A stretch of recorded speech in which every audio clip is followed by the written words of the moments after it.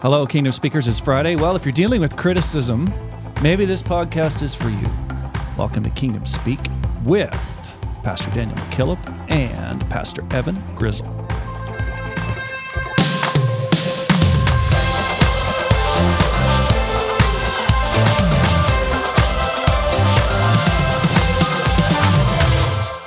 Welcome in, everyone. Whew, it's Friday. We're all here at the table.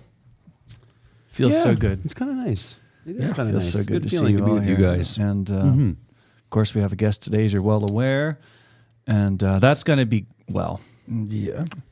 I was thinking about criticizing him, but Listen, just as a testament just before of we get going. just handling criticism, before we get into it, I just,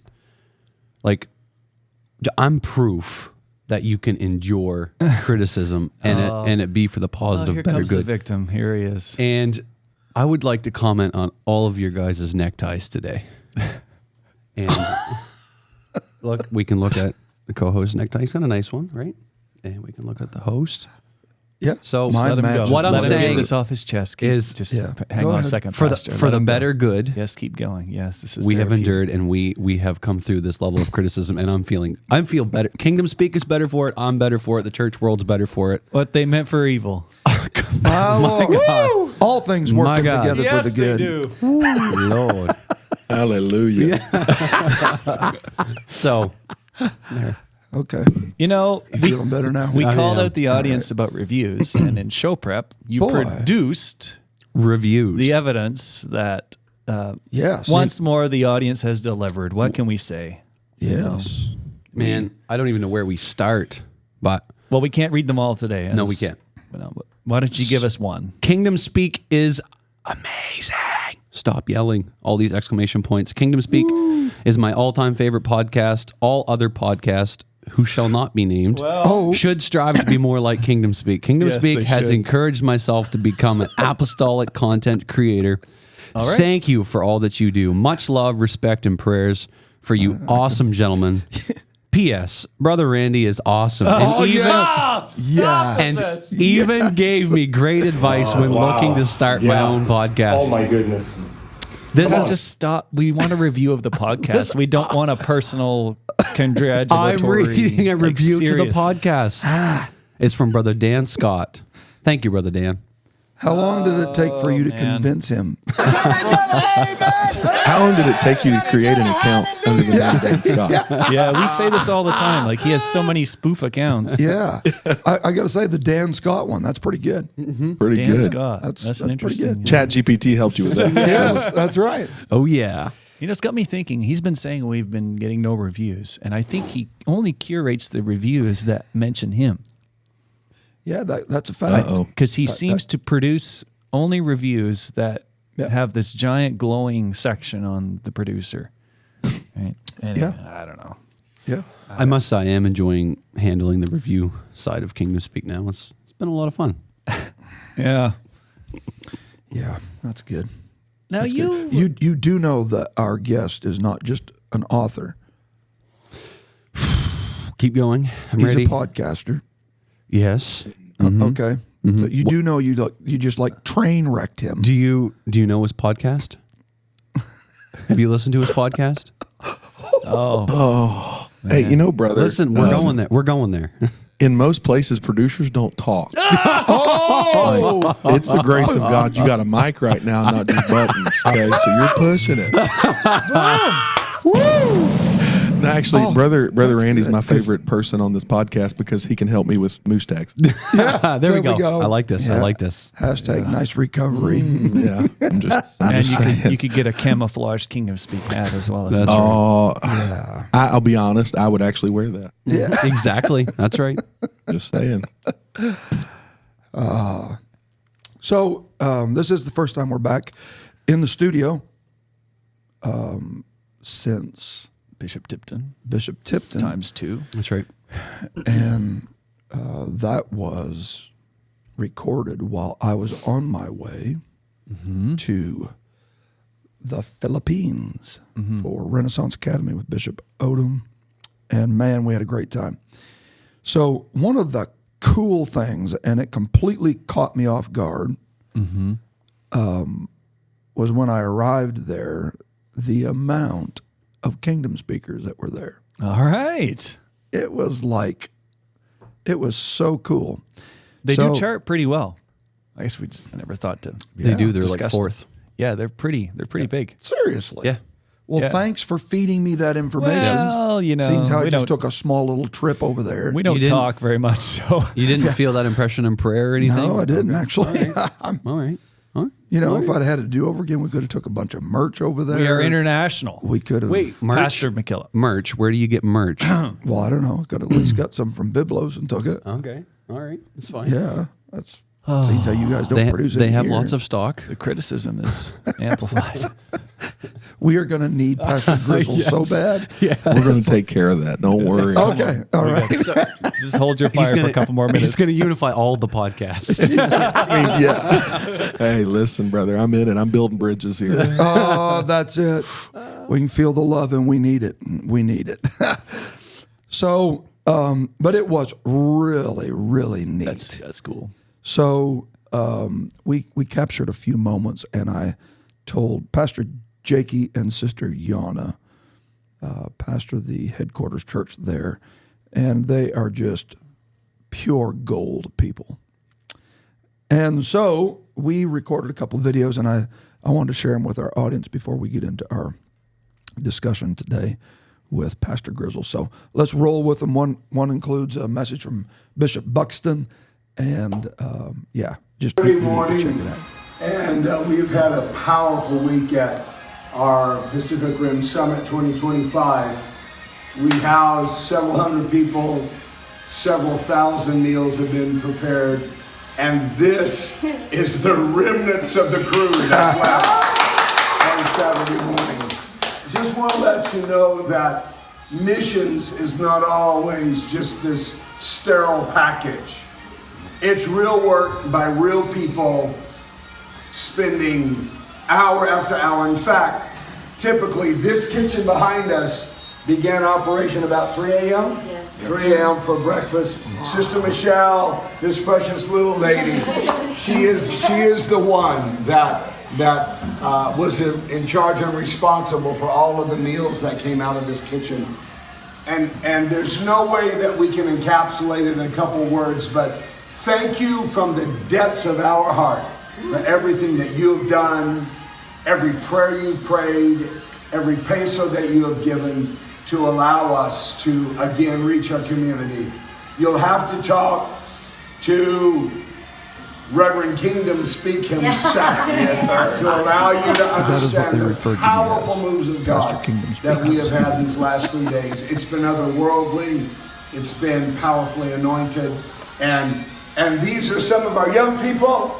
This is Pastor Jakey and Sister Yana, who pastor our headquarters church. And I don't know, what can we say? In fact, y'all want to say hi to Kingdom. And these are all kingdom speakers.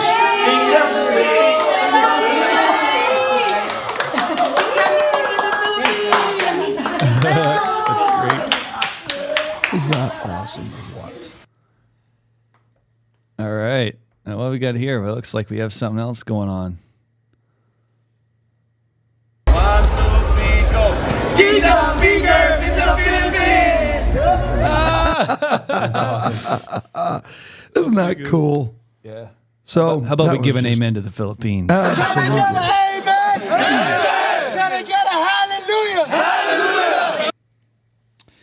So there it is, folks.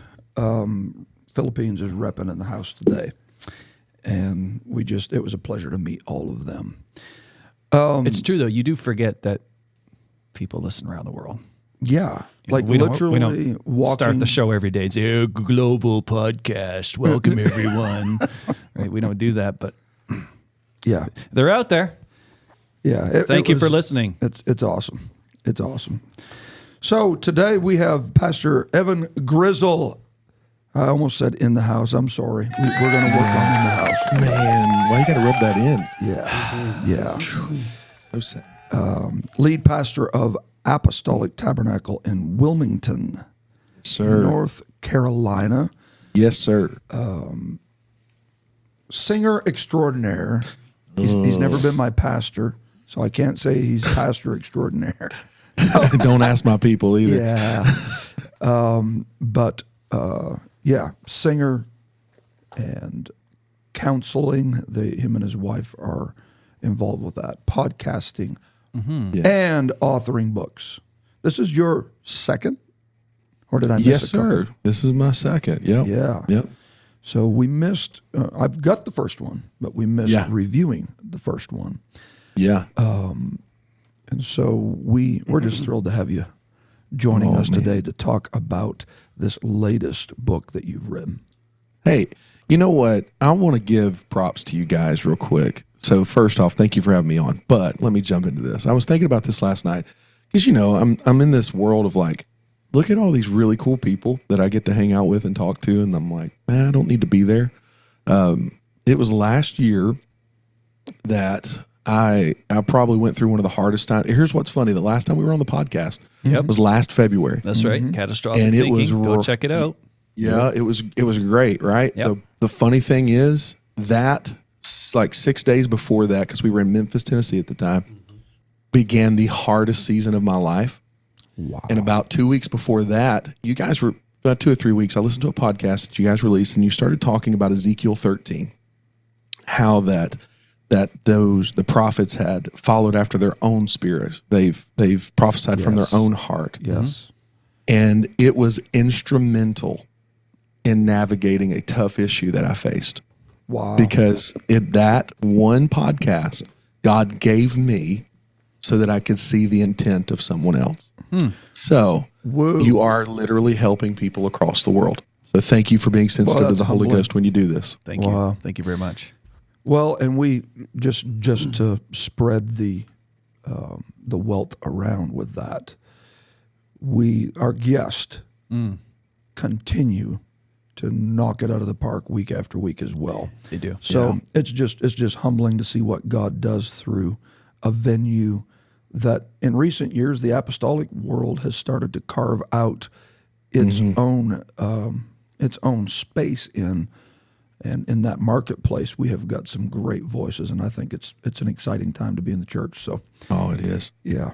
So the last episode, for those who have not listened to it, if we have any new listeners that have joined us since last February and you haven't binge watched all of our episodes, first of all, shame on you, and then second of all, you need to go check out that episode that we had last February with Brother and Sister Grizzle. Yeah, it was so good. Fabulous. A lot of fun. It really was. It was great. So I when I look at any book, I suppose I adopt this from how I approach reading the Word of God. I want to know God, not just His book. So it's hard for me to separate a book from its author, Right. especially if I know the author, even on a surface level.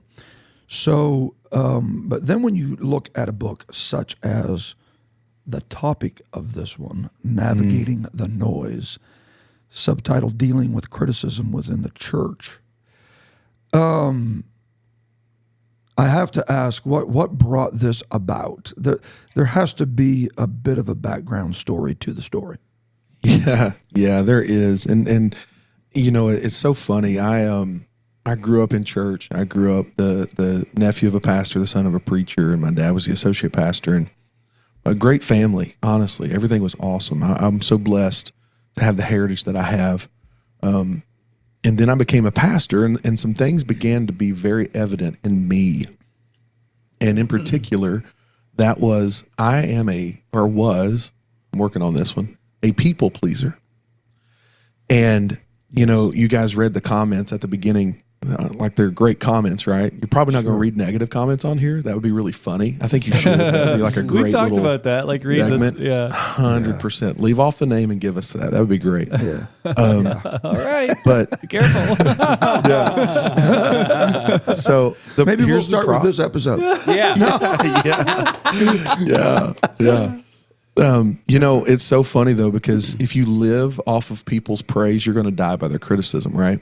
Oh, that's good. Yeah. And Well that said. was me as a people Yes. pleaser. It's like, oh man, yeah, everybody loved me. Everybody Yes. responded to my sermon. Everybody, they said I did a good job singing, and so it's this big boost. But then the second you do something they don't like, it's soul crushing because they got Right. criticism. Right. And people pleasers, most people I would say that are this way, we identify with the decisions that we make and the actions that we take because they are innate to who we are. Yes. And whenever someone criticizes that, it feels like an attack on us. And so, Right. I began to say, if I'm dealing with this, surely to goodness somebody else is. And I don't claim to have all the answers. This could have 4 or 5 volumes by the time I'm dead. I don't know. Sure. Sure. But what I do know is that, man, navigating that as a young pastor that took over a church that had been around it's been around for a long time, but my father-in-law pastored for 30 years, and you could not find 2 different people than me and my father-in-law. There was a heavy load of criticism, and it wasn't necessarily nefarious. It wasn't necessarily that they were trying to kill me. It was just different. And I was like, man, how can we navigate this? And as I started writing it down, just taking little notes here and there, life lessons, thoughts in a little book that I keep, it just kind of came to fruition. Like, man, this has got to happen. And so that's how the book kind of came to be, is my own experience with it. Wow. I made this observation in discussion with Bishop Tipton a couple of weeks ago. And this is another such case that sometimes, and I'm going to say the majority of times, probably, the messages that we've heard that have impacted us the most and changed us are messages that the messenger went through something, experienced something, Right. something soul crushing, to use your, terminology.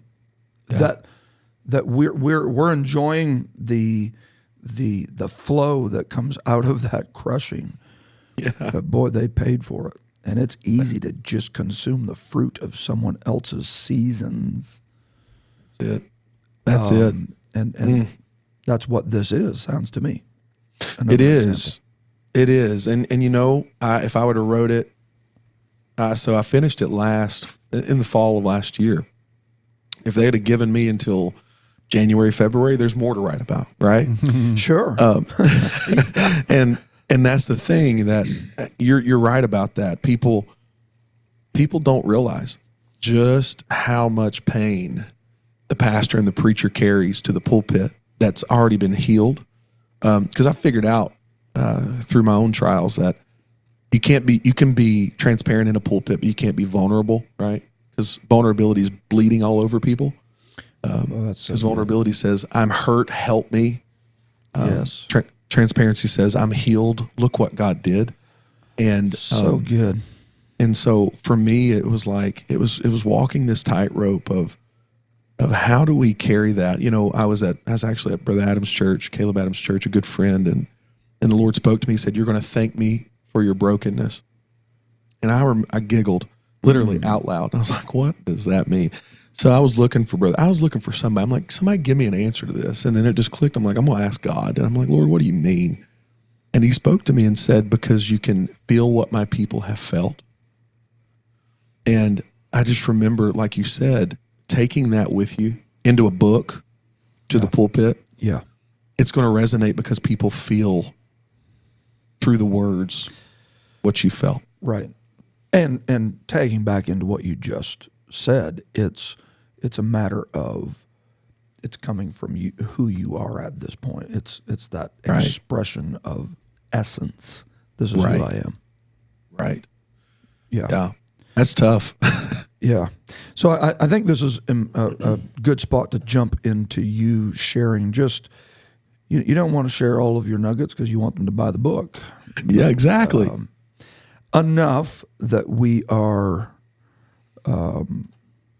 we're inspired to make that Yeah. purchase. So criticism, there's this, and we joked around in the pre-show that we brought you on to have a destructive criticism and Yeah. a critical review of the book. But criticism is a necessary thing, Yeah. but understanding it is paramount. Yeah. So how do we better embrace that within the church? Because that's what the target of course. of the topic is, and you can extrapolate that to every walk of life. Yeah. That's a great question. If you boiled it down, there's really two types of criticism. There's constructive and destructive. Right. Constructive criticism usually comes from the heart of a person that is trying to help make what is there better. And what that usually looks like is they come to you, and the criticism isn't personal. The criticism is very, in its essence, it's looking at the thing and saying, hey, I see what this thing could be. Can we help it get there by X or Y? Yes. And that type of constructive criticism, normally you're going to see the heart of the person far before they ever bring you the criticism, right? Yes. You're going to see the nature of them. This person is not a person that complains. They're not a person that criticizes everyone and everything, right? They don't have the appetite of a false prophet that's a wolf in Right. sheep's clothing, right? Right. They got the appetite of a godly, like Christ-centered apostolic believer that carries the culture well in the church. The flip side of that is the destructive person. And I used to think all the time, like, well, man, people are against me. And what I've found is that people are rarely against you. The vast majority of the time, they are just for themselves. And so when so they well bring said. that, Yes. Yeah. they bring that criticism to you. They're bringing something that is very preferential. So it is a preference true to them. Yes. And you'll see that. So someone that is just, being malicious and malignant, they're going to attack your character. They're going to attack who you are. Yes. The person that's being preferential, they're going to attack the thing that you're trying to do. Good. So there is a difference. That's so good. Yes. Yes. And we know it because we can say, okay, this person has not aligned with the vision. What they're saying, this thing that they're criticizing is paramount for the vision to be accomplished, or things of that nature, right? Or maybe this person just complains all the time, right? Mm-hmm. They always say it's cold. They always say the sound's too loud. They always don't like the songs that we sing, right? Right. And whenever you're looking at that, you're looking at someone that is destructive because of their preference and not because of by virtue of their nature. And if we can sit down and look at criticism, the first thing I think we have to do is we have to remove our emotion from it. Because we'll go to that's easier said than done, isn't it? right. Yeah. Right. Yeah. Because what we're saying, like we said, we wrap up who we are Yes. into the decision. Yes.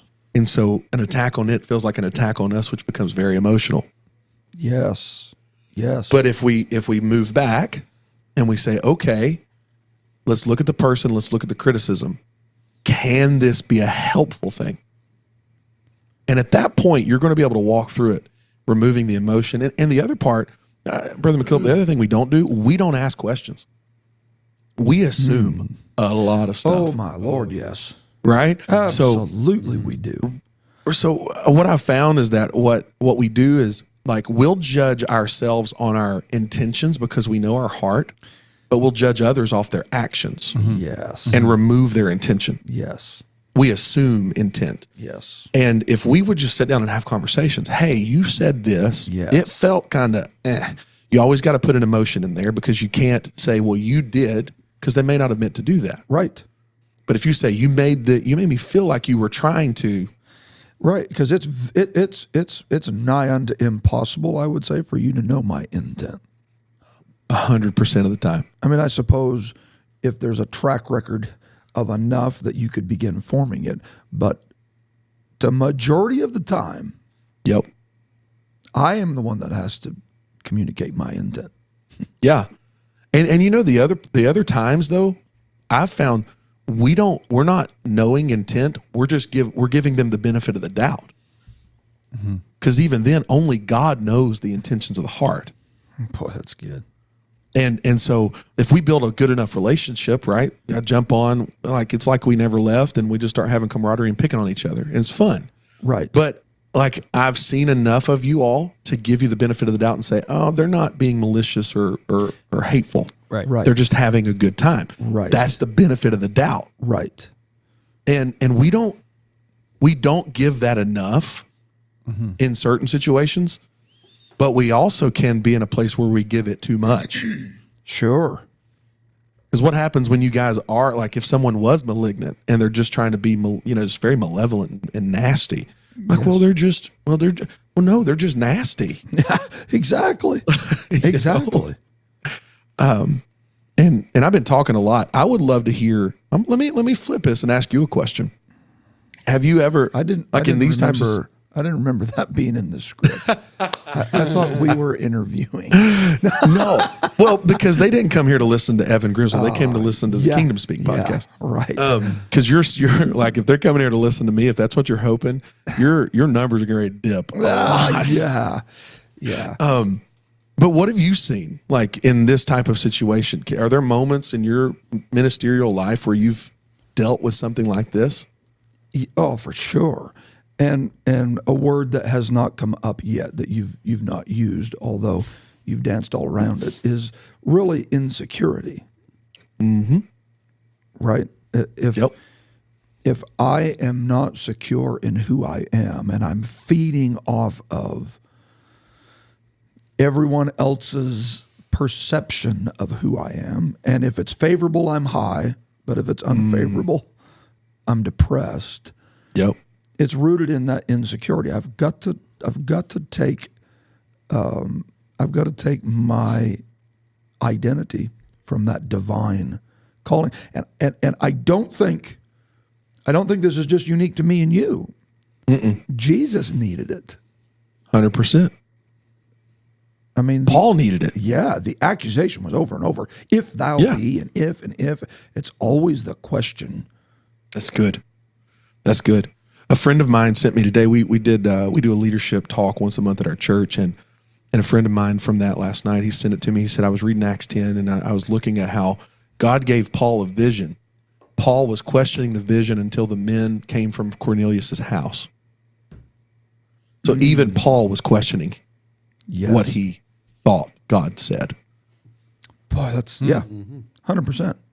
And last year, God began to shift me into a place of like, not self-confidence, because I'm still not a very self-confident person, but like a God confidence is the best way I know how to explain it. Good. Yeah. And I was in prayer, and I felt God shifting our church in a direction, like we own 6.5 acres of land. We were planning on building there. God's like, started putting it in my heart a couple years earlier. We need to sell it. We need to expound where we're at, because our goal is to plant 15 churches. Good for you. That's awesome. That's great. We believe God's going to do it, and we believe this is going to be part of that with expansion here in school and daycare and big vision. Thankful for that vision. But God asked me very simply, what would you do if you only feared me? And I'll be truthful with you. This was a Tuesday. Wednesday night, we have service midweek. I scheduled the business meeting. That next Sunday, I started casting vision. We cast vision for 2 weeks. We had the business meeting, and it passed 96% vote to sell that land. We fear people, and we don't trust what we hear from God. But if we only feared him, here's the thing. That's why the whole duty of man is to fear God and keep his commands. Yes. And if you do those, you're going to treat people right. You're going to act right. You're going to be confident because you're confident in him and not in yourself. Right. And then you're going to be able to navigate noise. Because it keeps you rooted in that divine reality. Yeah. Yeah. Not tossed to and fro with every wind. That's it. Insecurity. It if you separate the two, like the opposite of it is secure. Yes. And you can only be secure if you are rooted in foundation. You have a foundation in something. Yes. And it cannot be ourselves. Exactly. And I've said this, okay, so and if we get too far off track, you just you just go, that's in my next book. I don't want to talk about it. No. So, how do you differentiate between security within the context of the opposite of it being insecurity and or confidence, if we could use that, and arrogance? Because when you the reason I'm saying that is I read stuff like Elijah walking up to Ahab and saying, "Hey, bub," I mean, this is how he steps on the pages of Scripture. We don't see him grow up like a root out of dry ground. No, he's just like, boom, there he is. And when he comes, he's like waving his finger and casting judgment. But this is what he says. He says, and it's not going to rain again until I say. He doesn't even say until God says. And when I read that, I go, how would I respond to some guy showing up saying, and until I say? But that was not arrogance in Elijah. Yeah. It was confidence that he had heard from God. How do we differentiate between the two? Yeah. For me, it's about language. That was not typical of Elijah from the Elijah that I've read. Sure. It was atypical. Yes. Very rarely did he say I. And very often, even when it got hard, he still was in a cave. He ended up in a cave, sad and alone, right? Sure he did. And if we heard Elijah say things like, Saul, look what I've done. Like, Nebuchadnezzar. Exactly. I told our church this the other day. There's the big difference between Saul and David is Saul took credit and David took responsibility. And when what God is doing or what has happened is successful and it always comes back to them, you're going to find probably more than likely an insecure person that comes across as arrogant. That's what I would summarize it to be. Insecurity. Yeah. Exactly. Trying to look like confidence communicates arrogance. It's exactly. And if they're not insecure, they're probably a narcissist or something very close to that, right? If they have that grandiose idea of themselves. Right. For me, it's about language. Because one of the things, like even listening to this podcast and other great, amazing podcasts like Biblos. What? And Truth Talk. I can't hear you. And The Culture of Life. You know, all these great, the Grizzles, all these other awesome apostolic podcasts. Okay, the Grizzles. I'll give you that one. And like when you listen, do you notice the language is not about them? Exactly. It's not about you guys. No. Like, and you make that really clear. Right. And I think that's for me, like I've seen leaders, when they make it all about themselves, I usually get real leery. Ooh, yeah. Yeah. I don't want to be your friend. Okay, so let's, right. And it's very hard to be friends with someone like that. Impossible almost, because you are the one building them up all the time. You're expected to be their echo chamber. Exactly. So circling this back to criticism, this perception, this viewpoint, this worldview that is rooted in that insecurity is one that has a real hard time accepting criticism. Yeah. No. And it goes back, they don't believe this is my estimation, right? I'm not a psychiatrist or anything of the such, but in my estimation, it goes back to that destruction of self. Because when people tear down what we identify with, they're in essence like removing part of our identity, right? And having healthy identity is really important. Like if you identify with the results of an altar call, it will kill you because guess what? There might be a day you might not be able to preach anymore. There might 100%. right? 100%. You're identifying, and then what about let's say it's not even that, we don't even go that deep. What if we just say some things we do are successful and some things we do aren't? Mm-hmm. Well, your life will be a wave of highs and lows, Right? because when you're unsuccessful, you're low, and when you're successful, you're high. Right. And then the criticism will come even when you are successful. One guy said, if you have no enemies, I cannot be your friend. Oh, Wow. Right? Because that means you stand for nothing. Some of That the most is so successful good. people, right? Like, yeah, that is so like, good. well, Well, you guys have negative comments because you stand for stuff. Right, and I've said this about whether it be a church. I've had to adopt, just like any other church that's moving, growing, progressing, not progressive, but progressing, Difference, expanding, increasing. They're static with that. There's opposition with that. There's noise. Right. Yes. Yes. So one of the things that I've had to adopt as a leader of a church that has experienced that is I can either develop a victim mindset about it and how come God hasn't given us the victory over that and why is he allowing this to happen and why? My Or I goodness. can just stop for a moment and go, this is the price of being who we are. Yeah. This shouldn't make us revisit who we are. This is the price of being who we are. And they're not talking about the churches that are closing down, and they're not talking about the churches that are shrinking. Nope. They are talking about the churches, and it's not about a magic number, well, you got to have 500 people before. No, I'm just talking about growth. A church that's got 10 and got 20 now is going Have success. is going to land on the radar Yes. of the critic. Yep. Well, he's compromising something. There's no way he could be growing that fast. Yep. So how do we? So I'm listening to that. I'm thinking, all right, we're going to land on the radar of the critic. Why would God? So here, I thought about this the other day.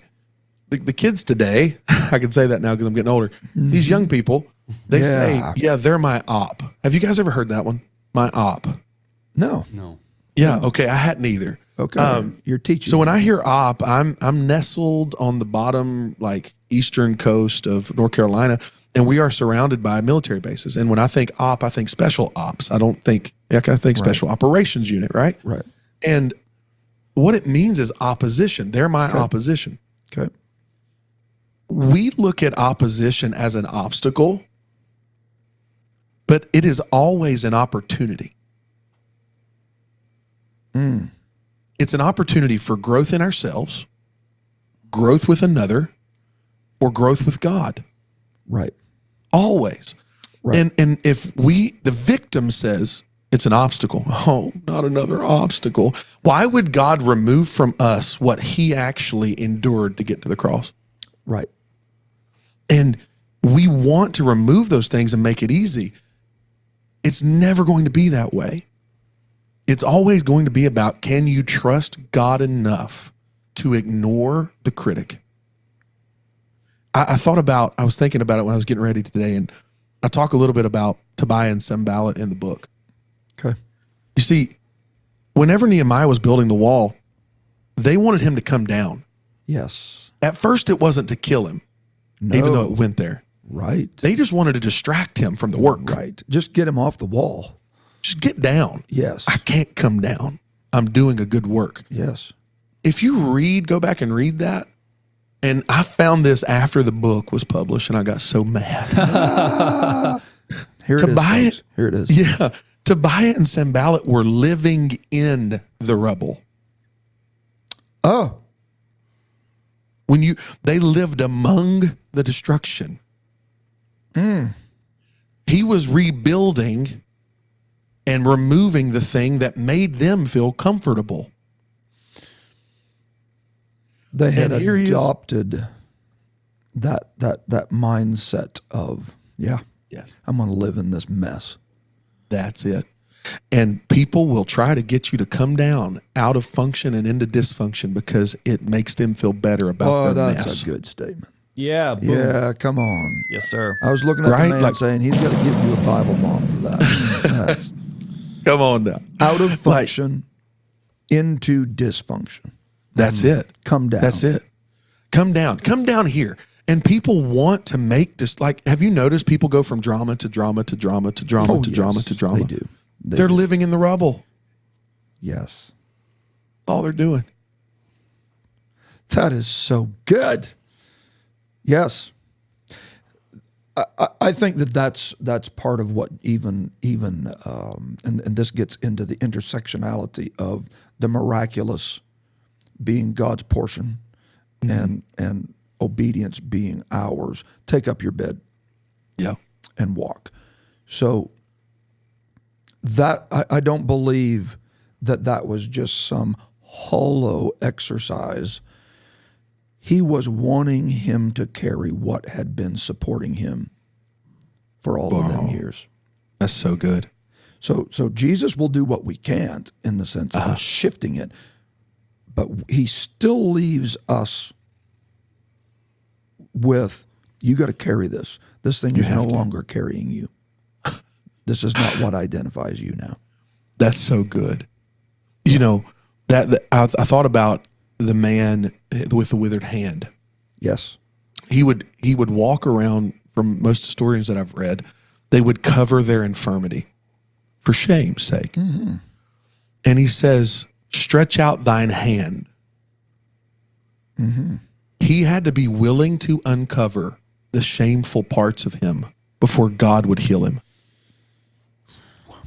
It's this you're revealing of self to God willingly, right? Yes. We talked a little bit about marriage and we'll joke and cut up but could you imagine if you're sitting there with your spouse and like you're talking to her and she knows something's wrong, or you know something's wrong with her and she won't tell you? Do you know how frustrating that is? Right. No, Now we go to fine. that with God and we're like, God, well, you already know everything. Just help me. Yeah. You already know everything. Everything's, just could you help me here? That is so different than going, God, I am so insecure in this area of my life. Can you help me with security here? Yes. Yes. And if we would be willing to reveal that to God, I am a testament to it.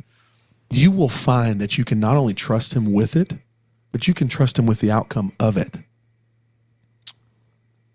Wow. It's a lot easier to talk about the broken bones and the physical maladies that we have than diving into this area. Pray about your insecurity. Because really the reality is people that struggle with insecurity, and we all do, if we're honest, in one way or another. It creates its own feedback loop in our mind, and we just get in this. So we feel good when we're with everybody else on Sunday night. Yep. But boy, the drive to work on Monday, we are just regurgitating this negativity and insecurity. In that moment, man, pray about it. Like, ask God to help you with that. That's it. You know what I figured out? Insecurity sometimes will have a trigger, and it could be when a person acts a certain way. Like if an arrogant person comes up to you, I've seen a lot of people, it brings out the insecurity in them. Sure. For me, it's when I'm physically exhausted. I don't want to be in rooms with like even great men of God that are my friends, because I feel inferior. Right. Mm-hmm. So I'll try to get to conferences a day early so I can sleep in a little bit, to rest up, to get I want to be the best I can be going into something. Mm-hmm.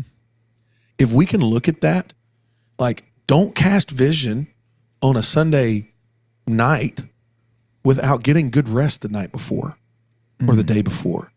Like, if we could be really practical there, we would be able to navigate the noise of these things. And it kind of segues into, the noise is really nothing more than a distraction. Yes. And that's the whole crux of this, is that I remember when I was a kid, I sleep with sound machines now, but when I was a kid, I didn't. And I was spending the night with somebody, and I heard this dripping sound.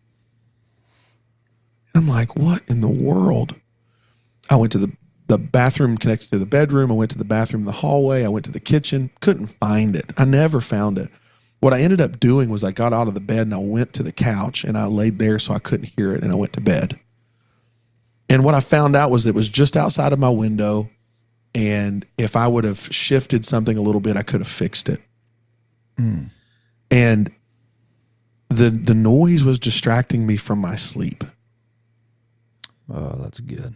The noise of criticism oftentimes is nothing more than a distraction from what God is trying to accomplish in you and the church. Yes. And I have found that the vast majority of let me rephrase that. A lot of the times, it doesn't require a response from you. We think everything requires a response from us sometimes. Right. Not everything does. Right. Sometimes it's better to sit in the silence of it and just let it go, and you just keep on trucking. Right. Right. That is sound advice. That's really good. So let me ask you this. You dedicated a chapter in here to cultivating a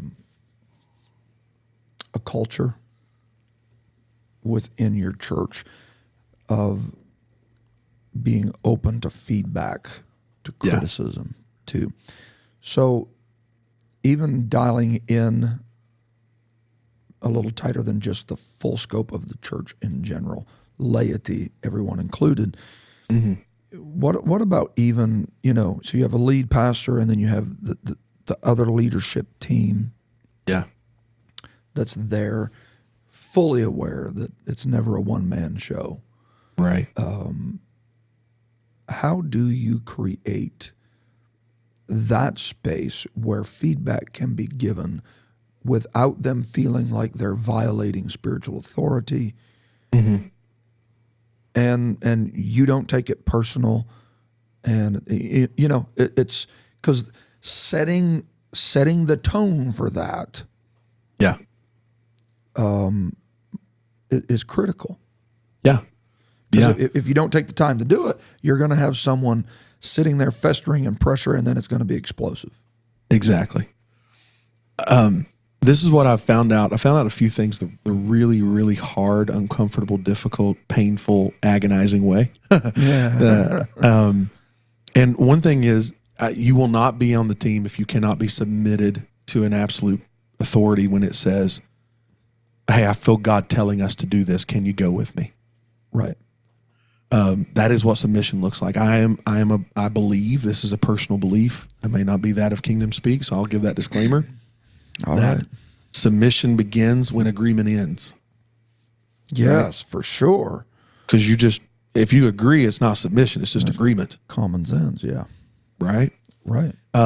So that's the first thing. I have to know that the people on the team, if I said we're going to jump, they'll jump. Yes. Because if I can't trust you to jump, then I'm also not going to trust you with feedback you may be giving. Yes. That's the first thing. The second thing is I figured out I was getting very frustrated in pastoring because I would say something and people took it as a suggestion rather than a directive. And I found that the language I use when I say it is very, very important. If I feel like God is telling us to do X, then I'm going to say, hey guys, I have prayed. I feel like this is where we need to go. God is telling us to go here. How can we get there? Yes. That is much different than, hey, what do you think about us going here? Right. And when I figured that out, it completely shifted leadership in our church. Now, if there's we're fishing, we're trying to figure out what works, because in church, some things are really divine, other things can at times just be really practical, where you're trying to figure it out through your creativity and process, right? Sure. That's when the team is super valuable, because then you can sit down and say, hey guys, I'm thinking about this. What do you all think? Let them give their ideas. you cannot be hostile toward feedback from people that you trust to carry culture. Oh, that's good. If you are, you're in essence saying, I trust you to carry culture, but I don't trust you to think for yourself. Yes. And I think I had a struggle. I always wanted to dictate. I can have control issues sometimes. And what I wanted to do was I wanted to dictate the process when I should have been dictating the destination. Yes. And like, if I'm just like, hey, you know, if you told your team, hey guys, I really want to do X with this, they'd figure out a way to make it happen. Right. But if you told them, I think we should do it this way, this way, this way, this way, it just gets really frustrating because then it's not coming through in a way that they think it should be done, or the destination will be missed because we're trying to dictate how they get there. Correct. Let them get there. Right. Just dictate where they're going. So good. And what you've just laid out requires both sides. 100%. You as a lead pastor, them as the assistant that is helping deliver this. Just as you were explaining this to me is the Joab David Yep. relationship. Yep. Where Absalom dies, David's weeping and crying and mourning. Mm-hmm. Joab is closer to the people at that moment than even David is. David's pulled himself back into the grieving shell. Mm-hmm. Joab is picking up from the people that they're frustrated with David, and David would rather them die than Absalom die. Mm. So he has to come to David. Yeah. And so he approaches David and he challenges David on that fact. But what you never see him doing, and this is fascinating to me, is you never see Joab challenging David on, well, you wrote a letter and had Uriah. Right? Never got personal. It never got personal. It was only when it was going to be affecting the overall kingdom that he moved. So good. That's so good. And David received it because Joab's approach was right. That's it. That's it. And he knew Joab. Yes. They had been there together for a long time. That's exactly right. Yeah. And that's in essence what we're called to do as pastors. Yes. Is one lady leader that I listened to on a podcast one time, I can't remember her name, but she said, if you don't know what to do better as a leader, ask the people you lead because they do. And if you're really close to people, and what you got to build trust. Trust takes time. Yes. And I've found that the people that I trust, they love me. They love the church. They love the body. And I can trust them with myself. Most pastors will go wrong with no accountability. Well, there's a mouthful. Yeah, I figured I might as well just get it all out here. There, yeah. Yeah. We struggle with accountability. Well, I'm God's man. Well, you are. Yeah. But you are going to be accountable to God and to the people that you lead, and that you're stewarding their relationship and their leadership. Right. And if we would just work to be a little bit more accountable, now there's obviously levels of accountability, but our leaders know, hey, if my associate pastor in particular, he can, in a very kind way, he Joabs me sometimes, where he'll be like, hey, where's your heart at on this? Yeah. And I'll tell him. And there's been times where I didn't want to talk to him because I knew in my flesh what he was going to say. Mm-hmm. But I'd get to do the same thing to him because that we've built that trust and that respect. Yes, sir.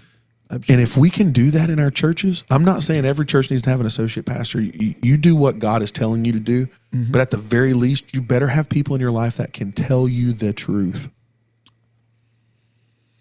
I know that this is a very practical application, and fully aware that we are not the 51st state yet, so it's not my president.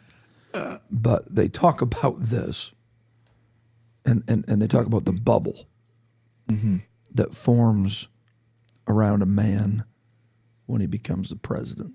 Because they try so hard to protect him that in the attempt of protecting him, there's an alienation from the main street. There's not that ability to stay connected with what Main Street America is feeling. And I've been fascinated about that concept. So it's critical that he has people around him that are still connected to life outside that bubble. And the reality is in a spiritual sense, it's critical that you have someone that you can be accountable to. Yeah. As a lead pastor. Yep. That can give you from that trusted vantage point. Yep. This is how people are feeling. And David would never have known that if Joab wouldn't have said it. But he was too much in pain. Right. And he would have wrecked the kingdom. 100%. 100%. And you're right. You know, one of the things I hate the most is when people come to me and say, people are upset. Oh, yeah. I love that. I immediately want to go, who? Yeah. Tell me and I'll go talk to them. I love that. Yep. You know? Right. And what I do know is this, sometimes people use that as a tactic and they pretty quickly figure it out. It don't work on me. If you ain't got a name, it's not a concern I'm going to worry about. That's exactly right. Right? Because it's not that big. If you can't put your name to it, it's really not that big of a deal to you. Yep. And well, here's what I do know is those trusted people, when they come to me and say that, hey, I've talked to a couple of people. I know better than to ask their name because it's probably people that I would value their opinion. They just didn't want to hurt me. Right. And there is a big difference. That's good. Yep. Yeah. Wow. This has been so good. Man. Where there's so much more we could talk about in this. Just reading and flipping through this.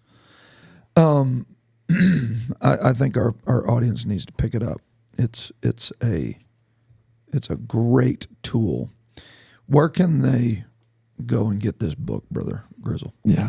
Thank you for asking. You know, truthbook.co, you can go there.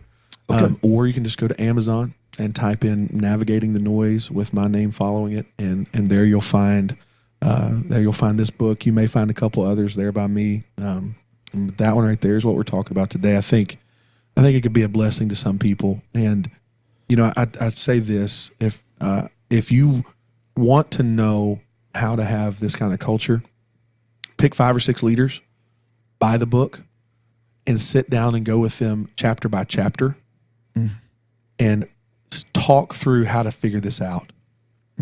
I found out very early in some apostolic cultures, in churches, people are afraid to give an opinion because they have their fear for God is so great.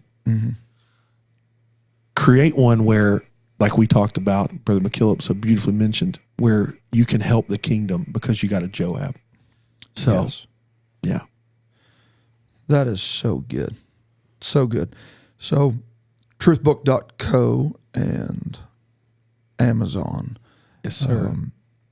Man, Kingdom Speak exists because of the fact that we believe in apostolic content creators. So when we saw this was just an opportunity that excited us. So thank you for taking time to share this with the apostolic movement. Yes. Because if you didn't take the time to write it down, we wouldn't be benefiting from it today. Thank you. Thank you. This has been a great discussion. And do you have anything in closing that you would like to summarize or leave with our audience to just button this up?